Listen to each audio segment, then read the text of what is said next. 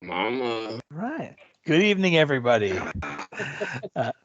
My name is Alan Kingsley. I am one of the academic success counselors here in the MBA program. Welcome to our Business 700 Capstone Seminar Conference. With me tonight is Dr. Jim Lochran, who's one of our program chairs for the MBA program, and Dr. Wayne Ems and Dr. Prakash Menon, who will be our instructors in the forthcoming term for Business 700 Capstone. I am excited to be here tonight. I hope you all are as well. I'm going to step back and I'm going to let Dr. Lochran take over from here. And let's get down to it. Well, wonderful. It's great to be with you guys tonight. Feel free to call me Dr. L. And what I'm going to do tonight is just kind of go through the course for about the first 30 minutes or so.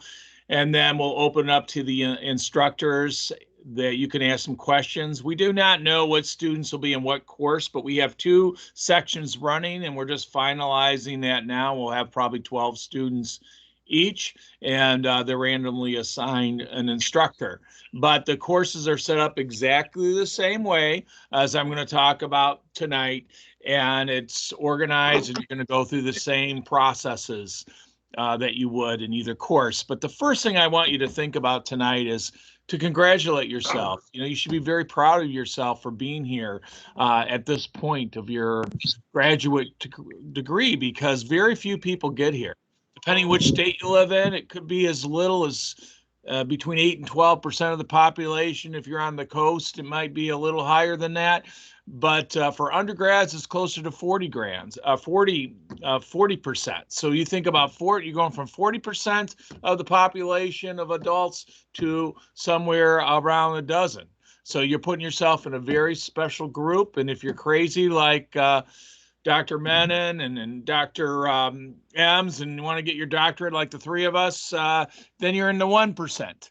And so you keep putting yourself in a different niche, and you should be very proud of yourself as you make these strides in your education. And so I realize it's a lot of work, especially with family and the COVID and work, and trying to balance all those things. And so I couldn't be more proud of you to be here. And I'm sure your families are, even though they may not say it. And if you have kids, they may not say it for years from now. But the other thing you need to know is if you have children, they are significantly more likely to get a graduate degree if their parents have one, at least one parent. So you're not just making a difference for yourself, but you're making a difference for others. You just may not realize it right now.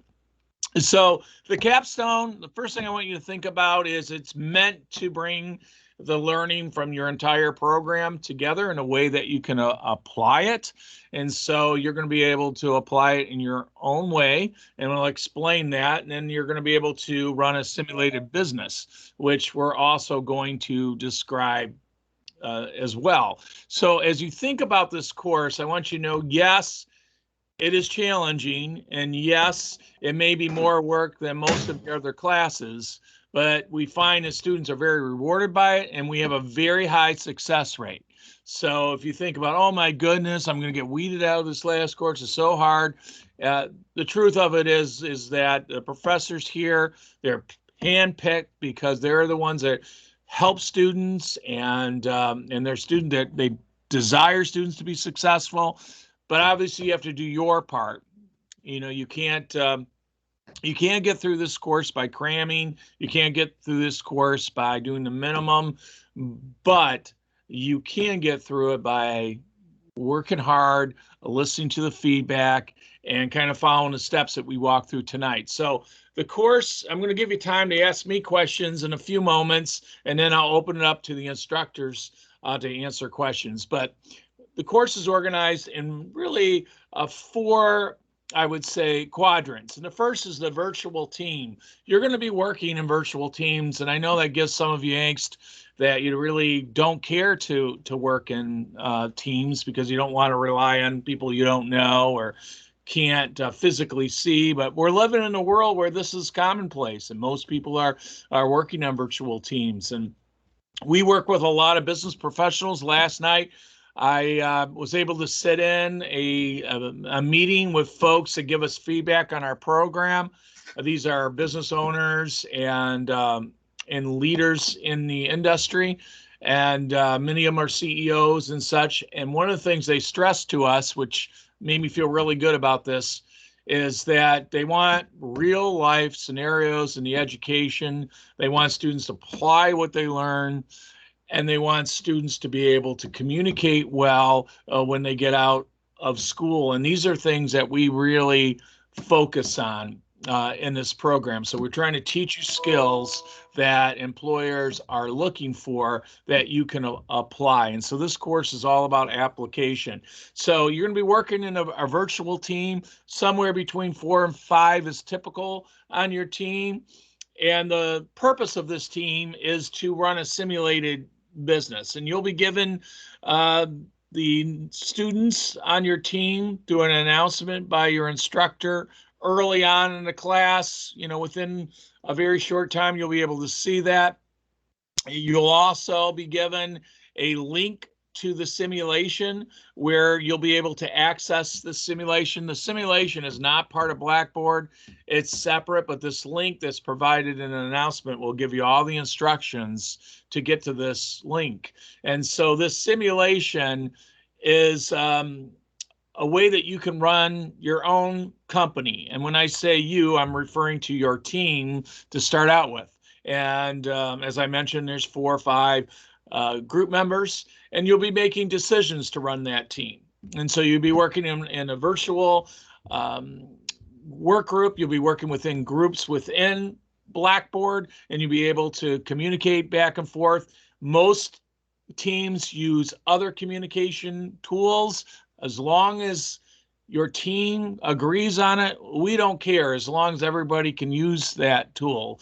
So whether you're using Google Docs, whether you're using Zoom, whether you want to use Blackboard Collaborate, which the instructor has available for you, all those kind of things can work, but you have to decide. Most teams do that, make this decision on their own with the group members, and they do the communication there. But there is a group communication area where the instructor will communicate to the teams. They'll give feedback on how you're doing running your company. So your company is going to be, as I said, not a real company, but a simulated company, and you are going to be selling sensors, which may not seem like the most exciting thing in the world, but it teaches you the principles of business. So it's like a business to business, the sensors, for industry that you will be selling. And so you need to really think about, what are those important aspects that I would need to know to sell sensors? And so you get all this information as part of the simulation, and you make decisions through the first 5 weeks of the course. So the first week, you're just kind of getting used to everything. You're meeting as a team, trying to understand your roles, making a decision of who's going to do what. You're going to do a little contract that we have as a team that you guys make a decision on, and what you're going to do, when you're going to do it, how you're going to meet, how you're going to communicate, and consequences for not meeting deadlines, and so on. And before you get too much stress about your team members, one I think is a really good thing that we do is we have peer reviews twice. So you'll get feedback from your peers on how they feel you're doing. And if you're doing a great job and getting a 4 or a 5 out of 5, you get all your points for the papers that your team does. So what you're going to do while you're running this company is you're making decisions. And you're making decisions as if you were running a company. And those decisions are based on how much you're going to produce of these sensors, which products you're going to produce. So there's different products that serve different markets. There's a high end, a low end, a high technology end, and several more. And so as you make these decisions, these are very important marketing decisions. How much are you going to sell it for? What segment? Are you meeting the needs of the segment? And you get all this information as part of the simulation. You get the information that's out there, and you make these decisions about how much you're going to produce, at what price, to which market, if you're going to do overtime and second shift of your employees. And so it's just like you're running a company. So you're making marketing decisions, You're making operational decisions. You are making decisions about your team and the quality of your products and so on. And so you really need to work as a team. You have to think about the decisions that you're making in a very macro, holistic manner.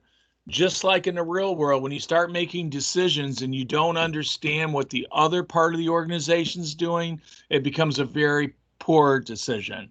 So sometimes I find that teams make decisions that seem to make sense from a production standpoint. Yeah, I'm going to produce this much product. I did the math. It seems like we can sell this much, but they don't talk to the marketing folks. They don't look on how much it's going to, what their price is. They don't look at the segment needs closely, and they don't realize their product doesn't fully meet the needs of that particular segment of the market. And so now you're stuck with overstocks of product.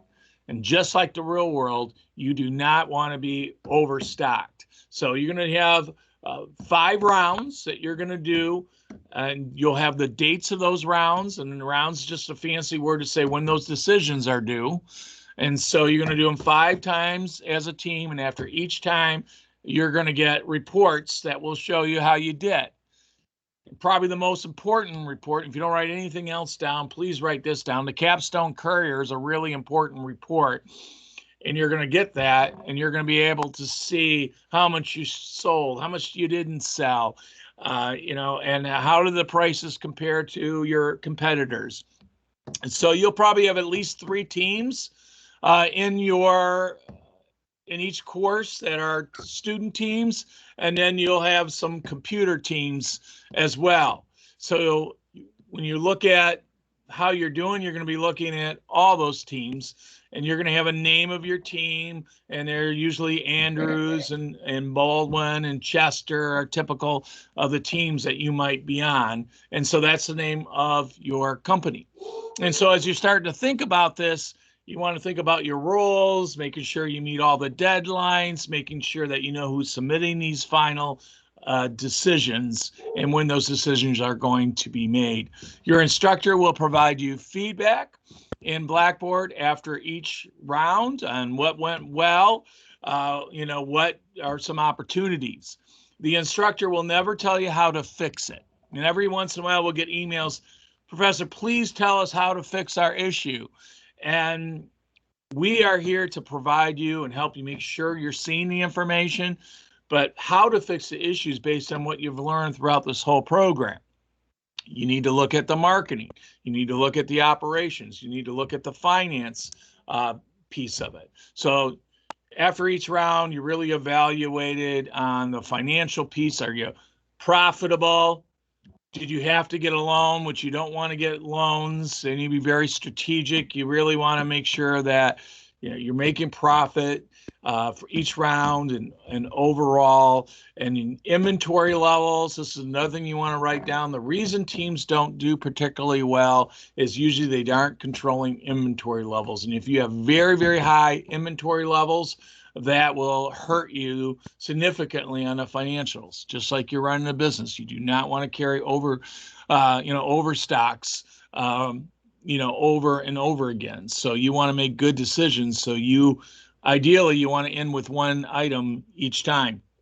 Obviously that's not likely to happen, but the closer you are to 1, the better. If you run out of products, you're giving market share to someone else, because people wanted your product, you had a good product, you really made good product decisions from a marketing standpoint, but you did not do well from a production standpoint and didn't make good decisions in that way. And that's why it's so important that each aspect of the organization is communicating. So you're going to do this for 5 rounds. You'll get feedback after each round. And then also you're going to do this individually. And so the 5 rounds, you're going to work as a team. Week 6 is called the Comp XM. The Comp XM is basically an individual portion where you're making decisions, and you're doing 4 rounds that you're going to be actually making decision. And then there's a 5th round that's an overall evaluation based on all the metrics and how well you did, and then you get a balanced scorecard. And so your total score on that exam is all 5 of those rounds, including the last one that evaluates your overall performance running your own company. So the gist of this is that you have to be engaged from the get-go. Every once in a while, we have students will say, I think I'm just too busy and I'm just going to live off the team and hope for the best. And you'll get poor peer reviews, and you'll also be lost when you get to the Comp XM. So I can't stress how important it is to be engaged working with your team so you're ready when you have to do it individually. And the number one reason of all reasons why a student does not do well in this course is that they get poor peer reviews and they're not prepared. And so that's why you want to stay engaged. Now, overall, this part of the course is really meant to help you apply what you've learned through the various courses that you've had through the core of our MBA program. And we realize that each of you have different experiences. So as we put the teams together, they're fairly random. However, we do try our very best to make sure that we have people from different concentrations on different teams, if at all possible. And we're usually able to do a pretty good job of that. So if we have somebody in the marketing concentration, someone in the leadership concentration, innovation, finance, and so on, we try to balance that so we don't have too many people on one team. That way you can really share your knowledge, your expertise, your experiences. And so it really brings us a stronger team. So both professors are versed on this. Both professors have taught this class for a long time, very experienced with the simulation aspect. And so they're able to help you along and provide great feedback with that. So I think you should think of, most students enjoy the simulation. It can be a little overwhelming to learn in the beginning, but give yourself some time that first week or so to navigate, learn around the simulation, work with each other, communicate well, and the teams that work well together have strong communication processes, just like in the real world. So as I said, you'll get all this information in a announcement very early on in the class, the first day or two. You'll be able to see that, and then you'll also see what team you're on, and then you'll be able to communicate in the group area of Blackboard as well as any other area that you decide as a team to communicate. So that's the simulation part of it. I'm going to stop just for a second and see, is there any questions on just general about the simulation?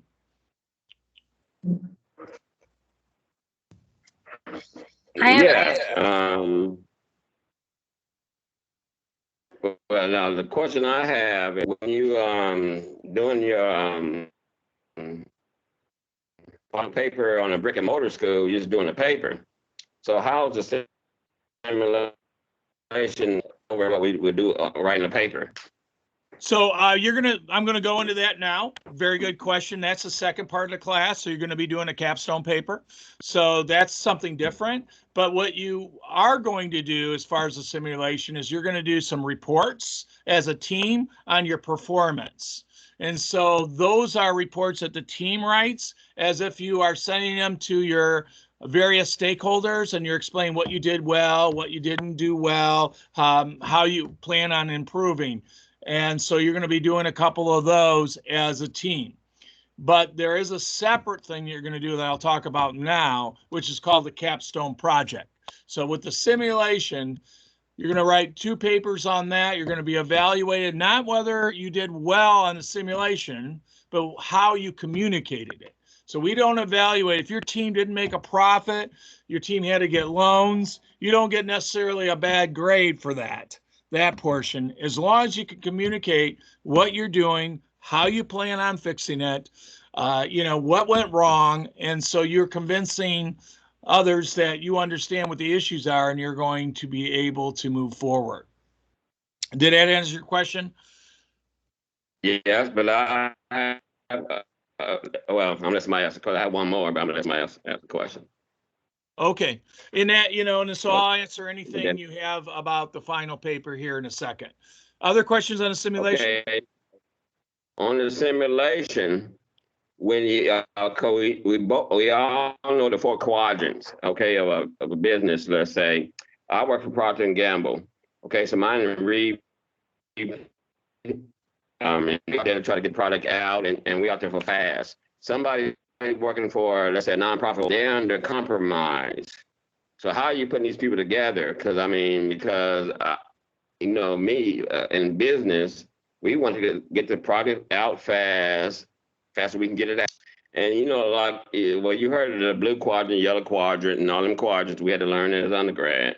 So how are you putting them together when somebody's working for a hospital and they're just thinking of about insurance and all that, and I'm thinking about getting my product. And I'll answer that question like I would in any business. I've worked as a consultant. I would answer that you would use your skills as a leader to be able to make decisions that are best for the organization. And you should come up with the dynamics when you come up with that contract on how those decisions are going to be made. So if those are going to be majority rules and you're going to make votes on how those decisions are made, if you're going to decide on one leader that will make the final decision, based on what that leader hears, that's how teams function here. So you, right from the get-go, you as a team will have to make the decision on how you want to go forward and who's going to make those final decisions. The instructor's not going to come in and say, oh, I think you have the best idea, so you go with that person. You, as a team, will have to make that decision. Just like you were running your own company. You have people from a lot of different backgrounds, a lot of different thoughts, but I have never had a time where a decision could not be made because the team was fighting. If they do fight, they don't make a decision, I'm going to say somebody's got to make a final decision because the rounds are due. And so ultimately, you're going to have to make one. If you didn't like the decision, it didn't work out, you got the next round, right? And you can look at how did that decision affect us, and then you can make changes next time. Okay. Right? That makes sense? So you just have to work together. I'm sorry? I said, yes, sir. Okay. Thank you. Other questions on the simulation? So you get one team that you're working with consistently during this time frame. That's what you said, right? Okay. Absolutely. You'll be assigned the same team for the first 5 rounds and then individually on the next one. Okay. Hey, Professor, Doctor, this is Orlando. Hey, good afternoon. Now, everything simulation sounds pretty good. I'm just ready to rock and roll into the simulation part, so we can get going. And most students do like it, but you just have to get used to it a little bit. And as I said, business leaders really want these skills because you're able to apply what you're learning. I'll guarantee you, not every team makes perfect decisions. You're going to make some mistakes and learn from them. But most teams tend to make improvements as they go along. So great on that. I'm going to move along, if that's okay, to the actual Capstone project, which I believe was the question that was being asked by Robert on the paper. So the Capstone project is something you're going to be working on all 8 weeks in the course. And this is something you get to pick. This is going to be something that you're going to develop, and you have several choices on this Capstone project. Most people pick a proposal, and what we mean by a business proposal is that you're going to take something that you want to improve. And this improvement could be in your current organization. It could be one that you want to work in the future. It could be a nonprofit. It could be, an entrepreneurship and so on. But what I'd like you to do is think about what is a problem or opportunity in your organization. If you're currently employed, we'd like you to use your current organization. If there's a reason you don't want to, we certainly allow nonprofits. We use, you can use another business that you know well. we just want to make sure that you make some considerations when you make this decision. The number one consideration on this proposal is that, are you passionate about the topic? Are you passionate? So is this something you care about? It shouldn't be something somebody else wants you to do. It shouldn't be something that you just had a lot of papers that you write about it in your undergrad or your grad, and you think, oh, I know all about this. I don't care much about it, but I have to write about it, so I know who the researchers are and so on. We don't want you to pick that topic. We want you to pick a topic that you care deeply about. So passion, number one. Number two is, do you have the resources available to you? And what we mean by that is data. So we want you to have an organization that you can get that information from. We don't want you to pick Pepsi. We had a student a few terms ago that picked Pepsi. They don't work for Pepsi. They had this dream of peppermint Pepsi. They thought peppermint Pepsi was going to be the most exciting product. They love peppermint, and they thought everybody would love it. But the problem is they didn't have any data, know anything about Pepsi and what their current marketing. The only thing they were getting is what was available online. They didn't know any of the data. So we want to have you pick an organization that you can get information from. So if you maybe your topic is improving retention rates in your organization. Maybe you work in an organization that has a high turnover rate. And you say, my problem is that I want my capstone is going to be how to improve the retention rate of, organization A.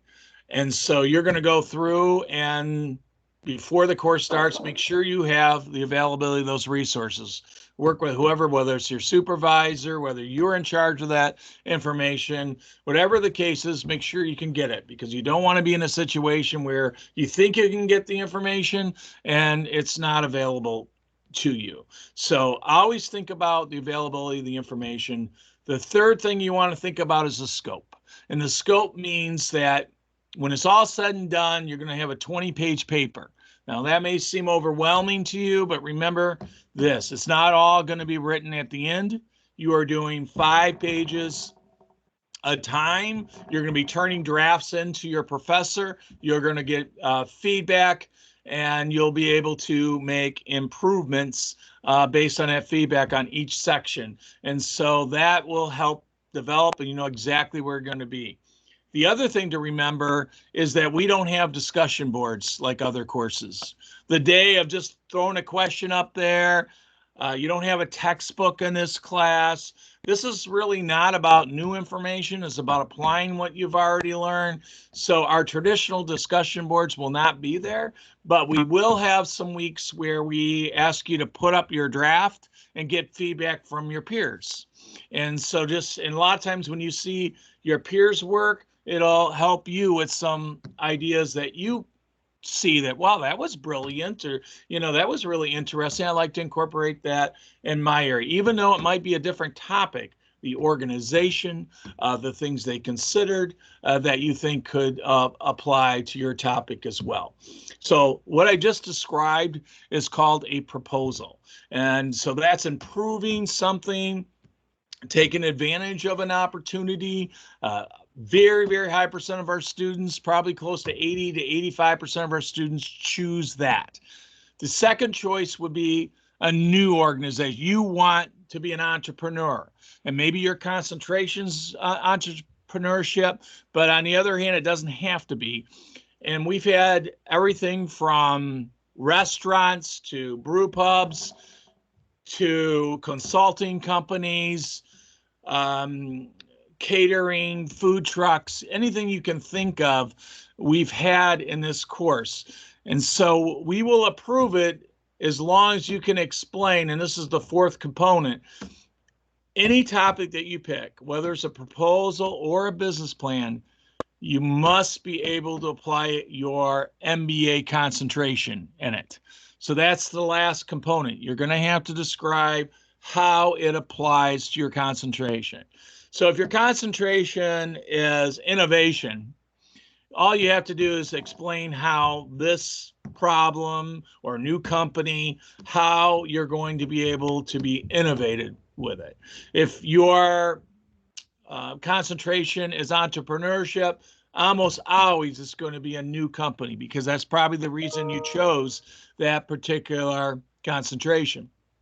And project management, that one is very general. As long as it's considered a project, which 95% of them will easily fall into some sort of project, and you can use the concept from project management in your proposal or business plan, you'll get that approved. If your concentration is leadership, then you need to think about how can I apply those concepts of leadership to a business plan or proposal. A lot of times with leadership students, they come up with ways to maybe increase engagement. Even the retention issue that we talked about, that can be a great one for a leadership, because they can talk about how leadership development can tie to improvements in retention. So they can come up with a leadership development plan. We've also had plenty of students do entrepreneurial types of things with the leadership concentration, such as a consulting company to improve engagement in any organization. So they're developing a company, and they're developing a focus to help organizations improve retention based on what they've learned in the leadership program. We had one student from leadership do a nonprofit. It was her dream to open up a nonprofit in her community for young women to develop leadership skills. These were women between the ages of 16 and 20, and she felt they were kind of a lost group in her community. And she actually developed this and implemented it in her city. And she ended up getting funding from community leaders, churches, and so on for this leadership development. And she used the concepts from her concentration courses to develop the focus of this leadership plan in this nonprofit. And so going back to what I said is important: passion, scope, tied to your concentration, and knowing that you can get the resources. So the resources may be internal, there may be external resources. So if you're looking at an entrepreneurial type of starting a business, you may want to look at associations that are tied to that business. You may look at somebody that does this business in a community outside your area, even outside your state, that would not be considered a competitor that you can get information from, and so on. And so all those things are considered resources. So you're going to be doing this in sections. You're going to use a lot of the skills that you've learned through our program. All the courses in the core are important. There has to be a financial concept in here. So you have to be able to express to your professor the financial aspects. So if it's a proposal, you need to show the value of what you're doing, the return on the investment. Oftentimes, this could be a cost-benefit analysis. How much is this going to cost the organization? And based on your research, based on what you've put together, what type of return would the organization be likely to get? Also, there needs to be, as I said, other ties to your concentration. So think about how you can tie the marketing. If you're a marketing person, what are the things from marketing in your proposal that you can apply? And we've had students do plenty of social media types of things, developing a strategic plan, and so on. Now, if you come to your professor and say, listen, this is all great, but I'm currently unemployed, I don't want to use my last organization, and I don't want to do business, what's my option? And the option is we do approve you to use a concept that you've learned in your program that you could apply to any organization.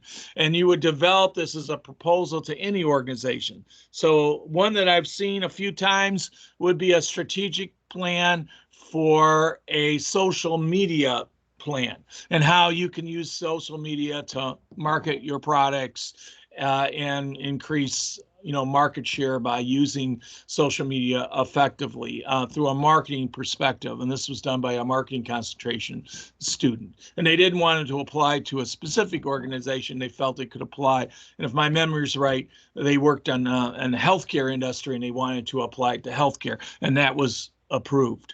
So we try to be as flexible as we possibly can on your particular situation. The first week, you're going to be working on a topic. The instructors are very good about discussing this topic with you, whether in person, on the phone, or whatever way you want to. If you have questions about will your topic work? Most students, the very first assignment is just kind of give us a general idea, and we'll give you a tentative approval and ask you to give us more information. And the second week, then we ask you to give us more so we have a better understanding. A lot of times, maybe that very first assignment, we're not completely sure what you're going to do, or we don't have a full understanding. We may ask you some questions, to make sure that you apply in that second paper. So right now, what you should be focused on is thinking about your topic and thinking about how you can, what topic that you can pick and what you're passionate about, and think about it. Ultimately, it's a 20-page paper. It has to include finance. It has to include concentration. And lastly, and I would say one of the most important things, is Business 525. And if you think, what is that course? That's the strategy course. And so I want you to think about, what did you learn in that course? Because this is all about strategy and applying strategy. And so we're going to ask you to develop goals and SMART objectives. And so I want you to kind of refresh your memory, think about what are goals, big picture, SMART objectives, and you're going to be writing these SMART objectives as you're developing your plan. Because with any plan, you have to have big picture goals, SMART objectives. You're going to have to be able to measure success and be able to articulate this in your plan. And so that will be your big focus. I wouldn't get overwhelmed with all the details right now, but I would think about a topic, think about those things that I mentioned that you need to apply, that need to be clearly communicated to your instructor so they know that you have the scope, that we know that you'll be able to apply finance, we know that you'll be able to apply your concentration, you have the resources available to you. And so those are some things to think about right now. The last part of the course is just a couple MBA requirements. One of them is my very favorite of all, is the reflection. And you're able to reflect on your experience throughout the whole MBA. What went well? What did you like? How did you change? Many times when we're going through our education, we don't get time to reflect on our growth. And so I really want you to think about how you've changed. We also want you to think about, if you are running this program, what improvements do you think need to be made? We're currently enhancing our MBA. We're developing new courses, new processes, and so on. So we're always looking at ideas. We go back, we look at these reflections. I find them particularly inspiring. We've had people that have been the first in their entire family to have a master's degree. We've had people that have had overcome so many things in their life. Throughout their life, or even during their master's degree. We have people that have been incarcerated early in their life and turned their life around. I mean, I find all those things so inspiring. And so whatever you want to share, you don't have to share anything you're uncomfortable, but many times I think all of us have a story, and that story is really who we are, how we've grown, why we're here, how we got here today. And that's a presentation that you do on the discussion board that students can see. So whatever you share, the others will see. But I know other students love that too, because they're able to see that. And then lastly, there's an assessment that you do. This assessment, I guess, is a fancy name for a test. It's a test that is done throughout the United States at many, many universities. Almost every MBA program that I know of use this. It's called the Peregrine Assessment, and we're assessing the skills that you learn in an MBA program at a national level. And we do not score you, or we do not grade you on your score. We only look at this currently through a macro standpoint. We want to know what's strong in our program, what we can improve. So we want students to take it seriously. But as long as you complete the assessment by the due date, you will get all your points. We just want you to take it seriously, because just like in business, at the university, we're looking at this data and we're saying, wow, we're strong, and we're definitely strong and in this discipline. So marketing, maybe we do very well in, but in this particular area, maybe leadership, we're not as strong, or there may be some areas that we currently assess because other MBA programs have it, that you may never had a course in. And that's okay, because we want to see, are we really lower than these schools that actually offer that? And then off the top of my head, business law is one of those areas you may likely have never had a course, or it's been a while since undergrad. And don't get upset about your score, because it's not necessarily a reflection on how you've done in this MBA program. It's really for us to look at post and be able to look at our strengths and opportunities. But we want every student to take it, and that's why we give points for completing it. And that's really the course. So it may seem like a lot, but I always like you to think of this. How would you eat an elephant? And I told you you had to eat one. Well, one bite at a time. And that's exactly how you're going to do this course. Think about what's due. Think about your plan. Listen to the feedback. Don't go to overwhelmed, and look at where you have to do. I would say week 6 tends to be a tough week, so know that ahead of time. Plan for it. Know that there's, some key things due that week. Look at your schedule and make sure you know that going ahead of time. Work with your professor. Communicate with them. And when you don't communicate with them, that's when they get all confused. They don't know what's going on, and that's when you get yourself in a hole. So I just ask you to be very upfront. Realize this course is really meant to be challenging, but it's also meant to be doable, rewarding, and bringing all your program and make you employable. Not that you're not now, but I meant to advance your career. And that's why you're getting this degree, right? To either move, change careers, give you other opportunities, advance in your current organization, move out of your industry, whatever the case is. This course allows you to think about these skills. So I'm going to stop now. I'm going to leave and let my faculty answer these questions. Is there any quick questions for me on anything I covered? If not, I'm going to leave it up to my faculty to answer any. Yeah, I have a quick question. And the question is that you talking about and all that, but I picked up disciplinary concentration. So how would that affect me? Because I'm different than just picking one concentration. So if you have multiple concentrations, you can work with your professor. What really does for you is opens up the door.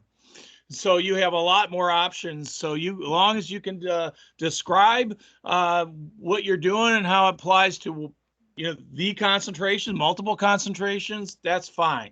We'll be very flexible with that.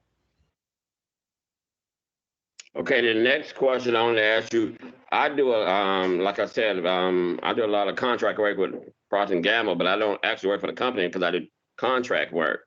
And I've done it with several companies before. That's the reason why I'm getting this MBA, so I can get permanent with the company. So can I look at it from my position? Because I don't have to just pick Procter & Gamble. I can pick other companies I worked for before for doing my topic. Yeah, absolutely. Like I said, you can pick one that can be general for any organization. We have that option. So you don't have to pick a specific organization. You can apply a concept that could apply to multiple organizations. What I would ask you to do is work with your instructor on this. As you get into the course, start thinking about your topic and then thinking about how you can apply the things that we talked about. But as I said, we try to be as flexible as we possibly can based on each student's situation. All right, I'm going to open up to Dr. Ems and Dr. Menon. They're the instructors, so you can get their ideas. And I look forward to hearing how you guys are doing. If you want to reach out to me, you can go ahead and get that information from your advisor. I know Alan or Emily can give you that. So I wish you all well. And thank you so much for being here tonight. It means a lot to me that you're working ahead of time. Thank you. Thank you, Jim. Thank you. All right, open up the questions to your instructors. Okay. Good evening, everybody. This is Prakash Menon. The question I have. Go ahead. Go ahead, Jim. I would say the question I have is that he said what he was talking about is that pick a topic that you can get resources on and all that. Mm-hmm. And now me, I want to pick a topic like, let's say supply chain improvement during the pandemic. That's a new topic. Sure. So I'm gonna have to think about, I have to get I can get information on that, but it's not going to be. Hopefully, it will still be relevant, and because you can forecast that, but it's not nothing that's it's not a new topic. I mean, it's a brand new topic. It's not a topic that we already discussed or that's been out there before. Right. I understand. I mean, you're trying to make your current supply chain, how the pandemic has impacted it and how you're going to deal with it, right? So it is very specific to the pandemic. Yeah. But the bottom line is you're trying to improve the efficiencies of your supply chain. So based on that, you are going to see a lot of research that's already been done, how to improve your supply chain, how to improve the efficiencies and all that. And then the bullwhip effect is another one that's impacting more supply chain. So there are a lot of factors that's already in place that's going to help you with this supply chain. Yes, the pandemic is majorly affecting logistics, right? Because things are not moving fast enough. And so that's a very good topic to work on. And I can help you if you, in my class, I've done a lot of logistics projects. So it's doable. Let's put it that way. Okay. Yes, Anybody sir. else?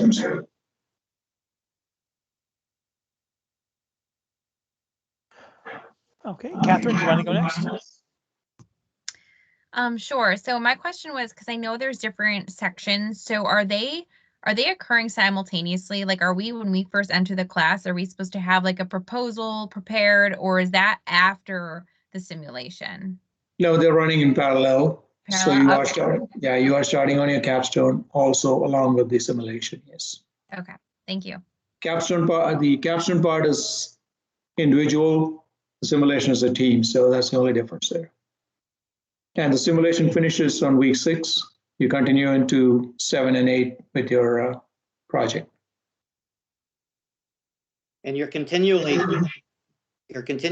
building on your capstone project. So in week 1, it's like a two paragraph paper, nothing too serious, just with your idea. You'll send it into the instructors, and they'll give you feedback. And to Dr. Logren's point, it's key that you have passion for it. It's key that you can get information for it. So when Robert is talking about supply chain information that he wants with Procter & Gamble, it would be helpful if he was able to work with somebody at Procter & Gamble to get him the information that he needs. That's really quite key, because as Dr. Logren said, the idea is to not just be grabbing information that's available on the internet. Part of the idea that makes the project unique is that you have direct contact with supervisors, whether it be the VP of Finance or VP of Production, where you can go and get that information that I can't get right off the internet. So that's sort of the first week. It's like a 2-paragraph proposal. You send it in. You're going to get feedback. Dr. Menon and I will probably have some questions for you. Then the next week you're gonna come back addressing the questions that we had, and then it just sort of it just keeps building from there.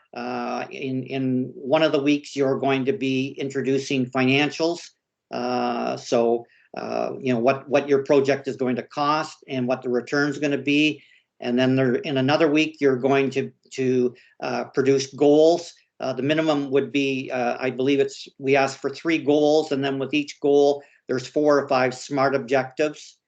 So you're going to be doing that. And then, as Dr. Logren said, there's a couple of opportunities where you're going to post your draft up on the discussion board, and it won't happen for everybody. It just depends, but you're required to post 2 recommendations, suggestions, criticisms to your peers. So hopefully, when you post your draft, somebody, at least one person, is going to come back to you with some suggestions. So that happens a couple of times where it's a little later in the, it's like week 6, week 7, week 5, where there'll be an opportunity for you to post your project up on the discussion board and look for critiques from your classmates. But if I can just sort of go back a step and on the simulation, what Dr. Logren didn't mention was that you have 2 practice rounds for the simulation. So there are 5 rounds. We call them competition rounds, but there's also 2 practice rounds. And this is an opportunity for you to get to know your teammates and to work on what you want to do as far as a strategy when it comes to selling the sensors. And basically, the way the simulation is divided is you've got a research and development area, you've got a marketing area, you've got a production area, and you've got a finance area. And the idea between having 4 and 5 students per team is that each student will take one of those areas, whether it be production or finance or marketing or R&D. And some teams like to rotate the roles. Some teams just like to keep the same role for the 2 practice rounds and for the 5 competition rounds. Again, going back to Dr. Logren's point, you're not going to be criticized or penalized because the team, your team didn't do well. One of the most critical areas for the simulation, Dr. Logren talked about the peer reviews, but what I would say, what I see, and I've taught this class about 17 or 18 times. When I see teams that are struggling, they're struggling because they're not able to produce products that are wanted or desired by potential customers. It's a very fine line. You're competing against, there's 6 companies. There might only be 3 student teams or 2 student teams, depending on class size, but the actual simulation involves 6 teams. So if there's only 2 student teams, then there's 4 computer teams. If we've got 3 student teams, which it looks like maybe we will, then there would be 3 computer teams. So you're not only competing against the other student teams, but you're really competing against the other, you're not only competing against the student teams, but the other computer teams. So you've got 6 companies that are carnivorous to sell their sensors. And so what you're going to find is that you may not meet with immediate success. And a lot of that's going to do with your product design. It's going to have a flaw to it. And you may have too much technology for one segment or not enough technology for another segment. The pricing might be too high. That's another reason why teams struggle with sales is due to pricing. So it's a very fine balance between creating products that are the ideal product for the ideal segment. So you've got 5 products, you've got 5 segments. So it's a real balance to try and come up with the perfect product. And again, you've got 6 teams that are trying to come up with perfect products. But I can only say is that I really hope you have fun with it. It is an opportunity to run your own business. A lot of MBA graduates do end up running their own business. So it should be fun, not just work, and it's trial and error, and that's why we have the 2 practice rounds. If things don't go well in the first practice round or the second, then you've got the competition rounds to try and get things back on track. Okay, I have a question. And the question is, most brick and mortar schools, when they do MBA, require paper. And I'm not sure if it's the PhD or the MBA, require you to do something that nobody has done before. So how is this equate to the other brick and mortar schools? The project you're doing is unique, right? It's something that you're engaged in and you're working on it. So it is not that everybody else is doing. So it is, in a way, very unique, right?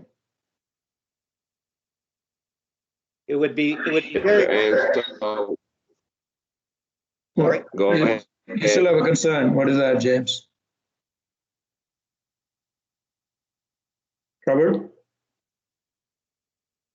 I mean, I couldn't hear you. So what you Yeah, say? go ahead. Go ahead. I didn't get you. You're still not convinced of what I said. No, because what I'm saying is that you know when you get your PhD, you have to write on something, a subject that nobody has written out before. Even though you could put a different spin on a subject, it has to be something that somebody's never written before. That's the same thing we had to do for the master's level. In a smaller context, yes. It is a project and you're working on, and your paper is going to be around 20 to 30 pages long. And it is something unique to your company or whatever project you're picking. So it is unique in a way, right? It's Yes, not, sir. so there's no two people in this class are going to do the exact same project. Everybody's going to have their unique projects. So don't worry that it's not going to be unique in any way. Okay, and then what carries more weight, the simulation or the paper? point wise, it would be the paper. The paper, yeah. The Capstone Project is more weighted. If you're just talking points, you know, as it relates to grade, the paper has significantly more points than the simulation. Simulation, yeah.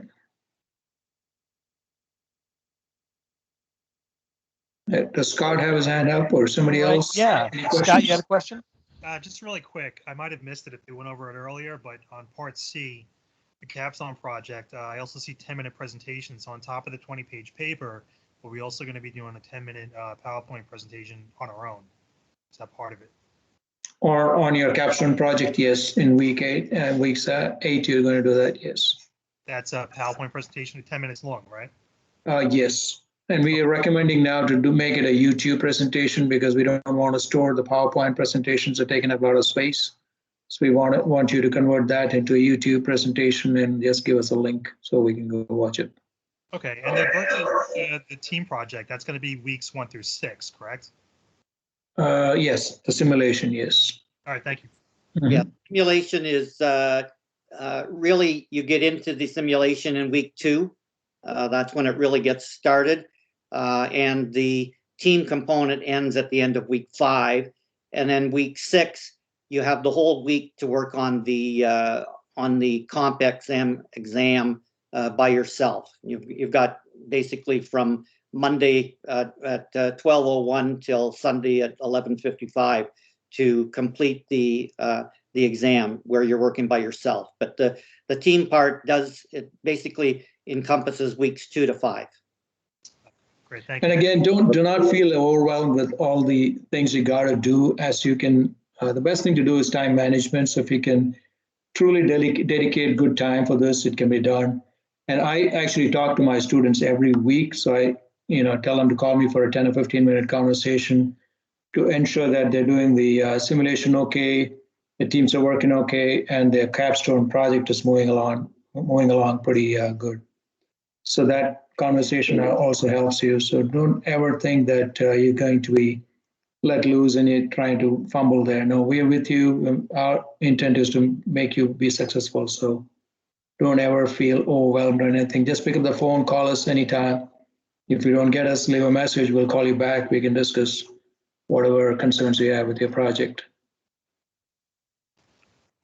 Great, thank you. Am I correct saying that y'all can we have to simulate a YouTube project, which is a 10-minute project, and then a 20-page paper, all in 8 weeks?